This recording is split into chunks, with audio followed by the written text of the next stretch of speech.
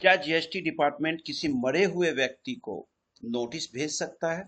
तो आप कहिएगा नहीं।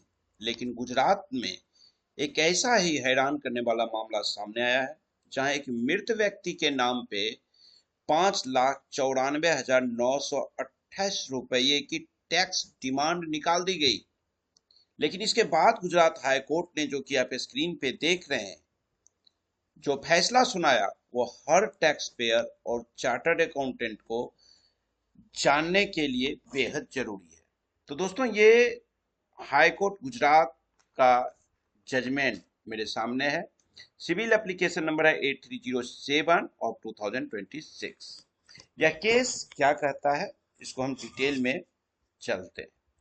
इसमें क्या होता है कि एक व्यक्ति है जो अपना जीएसटी रजिस्ट्रेशन बंद करवाता है, और कुछ ही दिनों के बाद उसके मृत्यु हो जाती है, और फिर अचानक उस मृत व्यक्ति के नाम पे जीएसटी नोटिस आता है, डिमांड ऑर्डर पास होता है, और रिकवरी के लिए उसकी 72 साल की सीनियर सिटीजन एक विधवा, उसकी वाइफ को नोटिस आ जाता है, जो कि ये जो मैडम है होती हैं, ये पटेल टिम्बर्स के ओनर की पत्नी हैं। और ये पूरी जानकारी हम लोग यहाँ पे लेते हैं। होता क्या है, श्री गोपाल दास जो हैं, जो कि गुजर चुके हैं, वो अपनी रजिस्ट्रेशन के कैंसिल करने के लिए जीएसटी डिपार्टमेंट को अपना एप्लीकेशन देते हैं, और ये आवेदन पे 6 मई 2019 को जीएसटी रजिस्ट्रेशन 31 मार्च 2019 में कैंसिल कर दिया जाता है। उसके बाद जो है, जब कैंसिल किया गया तो वहां पे जो ऑर्डर पास किया गया, उस ऑर्डर में पेबल अमाउंट जो है वो जीरो था, यानी कि कोई भी ड्यूज नहीं था, पेमेंट करने की जरूरत नहीं थी। लेकिन इसके कुछ महीने बाद 1 अगस्त 2019 को गोपाल दास जी का डेथ हो जाता है। जब गोपाल जी का डेथ हो जाता है, तो लगभग 4 साल के बाद जीएसटी डीआरसी 01 इशू किया जाता है जीएसटी डिपार्टमेंट के थ्रू, और जिसमें 5,94,928 रुपये का डिमांड भेज दिया जाता है।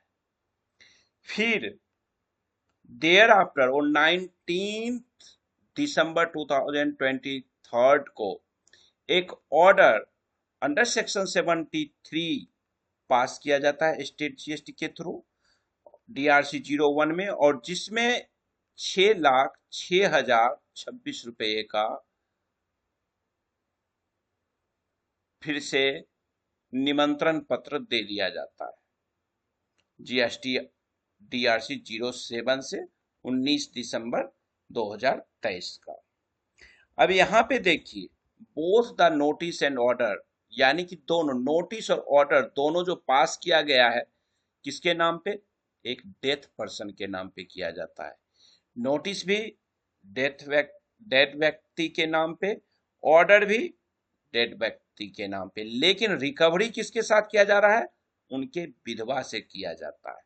और वो विधवा जो है, जो कि not connected with proprietorship form, जो कि जो फॉर्म थी पटेल टिम्बर, उसका वो प्रोप्राइटर नहीं थे।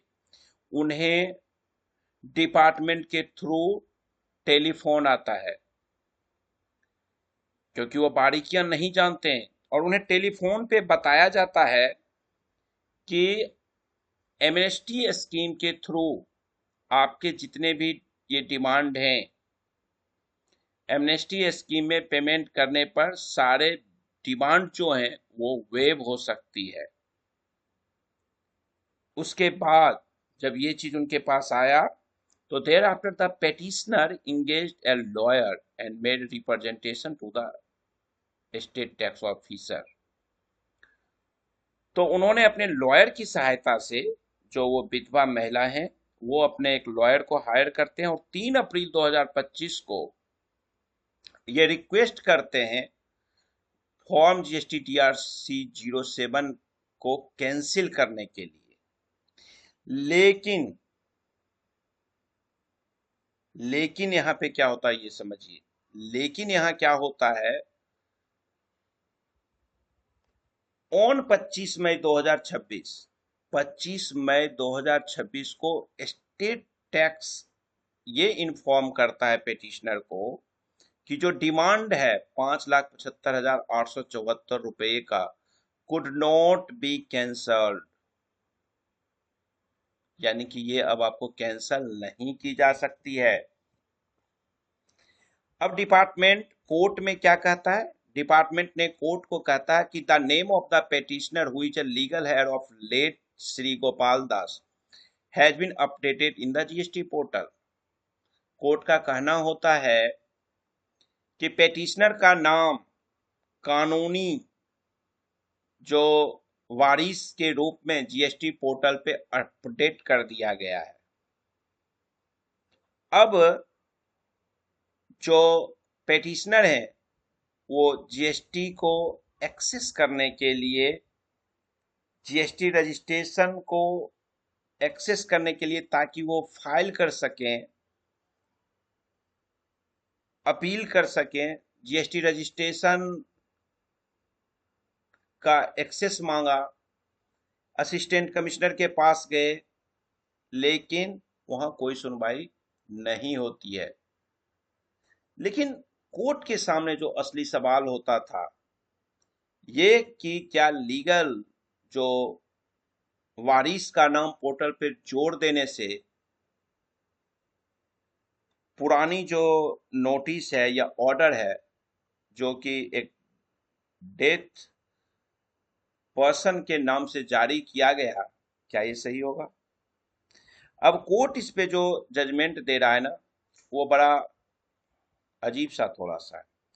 कोर्ट का कहना हो रहा है कि अंडर द सर्कमस्टेंसेस, इस 100 कॉज नोटिस में जो सर्कमस्टेंस है उसके अनुसार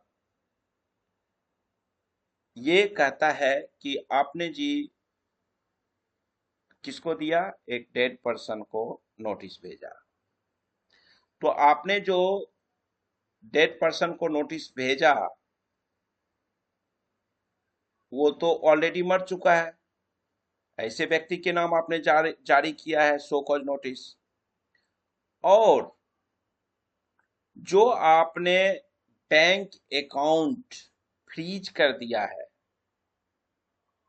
उसे उसने क्वैश कर दिया, क्वैश तो कर दिया, और इसके साथ साथ इसने एक बड़ा चीज कोर्ट कहता है कि we do not find any fault with the any of the parties.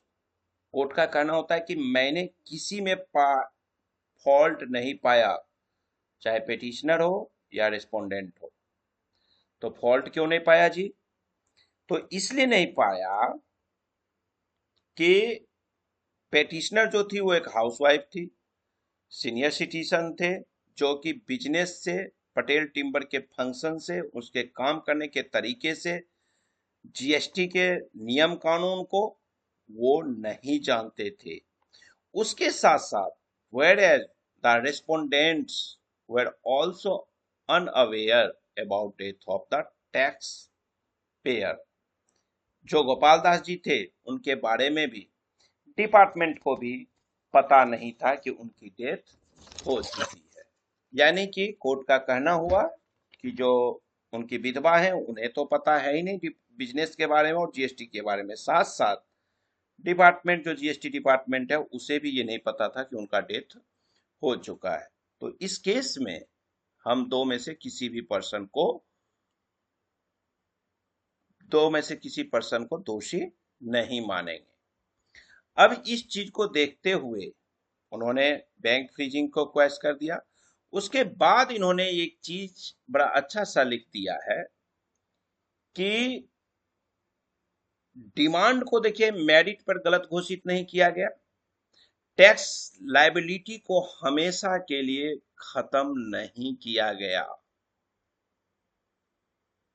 ये क्लियर लिख रहा है कि we clarify that it will be open for the respondents, यानी कि टैक्स लायबिलिटी को खत्म नहीं किया गया, ये ओपन है।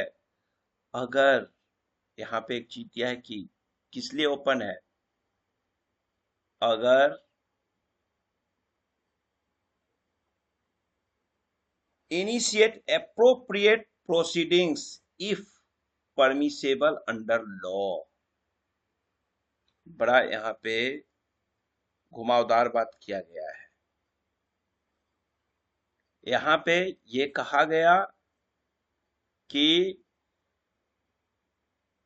कानून अगर अनुमति देती है तो आउटस्टैंडिंग डिमांड जो है वो पेटिशनर के विरुद्ध प्रोसीडिंग की जा सकती है एज पर लॉ। यहाँ पे इन्होंने लिख दिया क्लियरली। तो इस जजमेंट से जो आपको सीखने को मिल रहा है कि जीएसटी में किसके नाम पर नोटिस आया